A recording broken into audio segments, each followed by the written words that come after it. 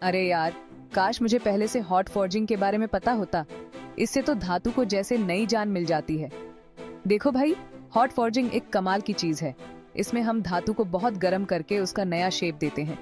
सबसे पहले धातु को उसके रिक्रिस्टलाइजेशन टेम्परेचर से भी ऊपर गर्म करते हैं। फिर उसे डाई या फोर्ज से मनचाहा शेप दिया जाता है। इस प्रोसेस से धातु की बनावट और मजबूत हो जाती है। उसके अंदर के गुण भी बढ़ जाते हैं। हॉट फॉर्जिंग से बने सामान ज्यादा टिकाऊ होते हैं और वो थकान से भी बेहतर लड़ते हैं। तो अगली बार जब भी तुम धातु को कोई नया रूप देना, तो हॉट फॉर्जिंग का जरूर सोचना। इसे ट्राई करके देखो, फिर बताना कैसे इससे तुम्हारे काम में चार चांद लग जाते हैं।